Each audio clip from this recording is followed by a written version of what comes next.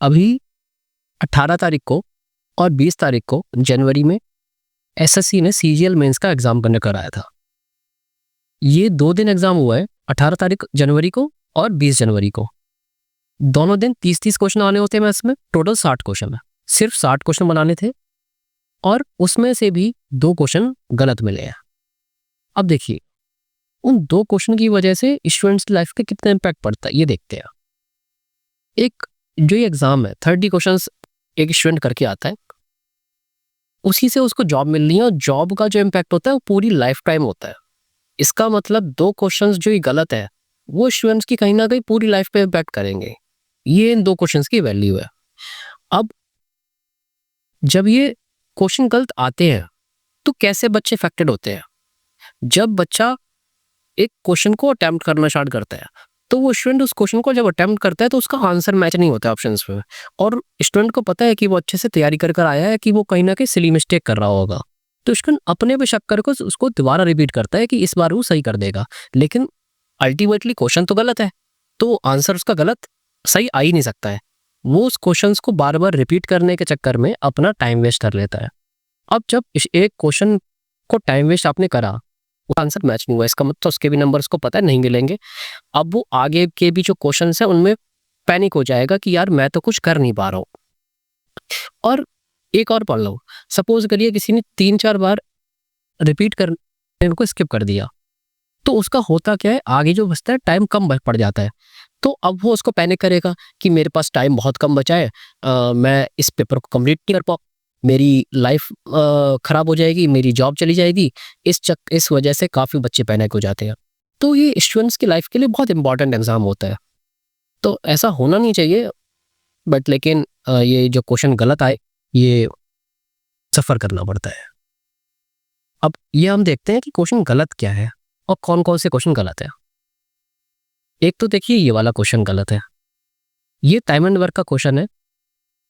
ये time and work का question है, इसमें क्या प्रॉब्लम है कि यहाँ दे रखा है डेज 12 डेज और यहाँ दे रखा है 16 आवर्स, और ऑप्शंस में क्या है डेज।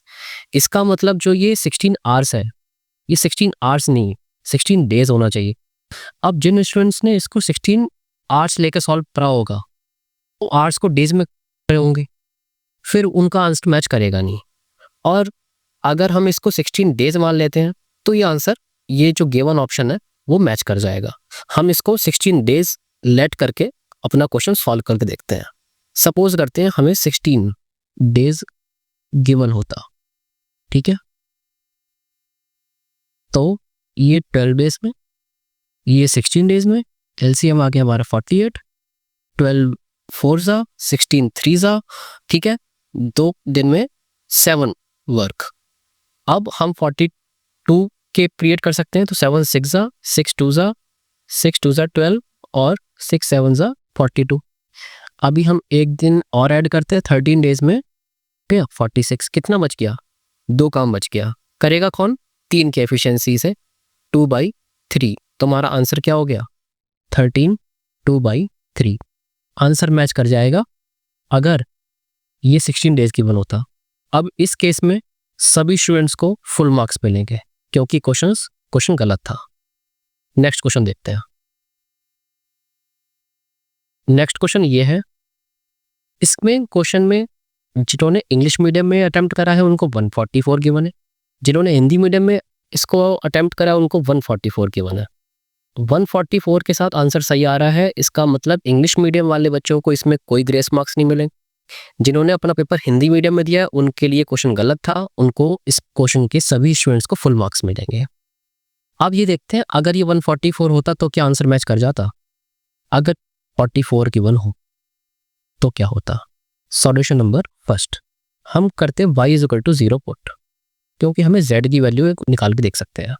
y को 0 पुट करेंगे, क्या आ जाएगा?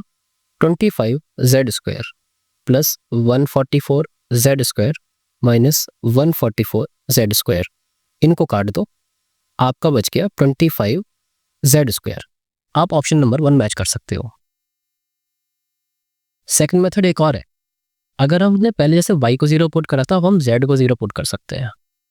z को 0 पुट करने से क्या होगा? 144y² 25 वाइस में आगे Z0 है 169 वाई स्क्वायर।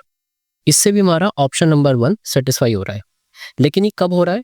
जब अगर 144 गिवन होता तो। इसका मतलब हिंदी मीडियम वालों को, सभी बच्चों, सभी स्टूडेंट्स को इसके मार्क्स मिलेंगे।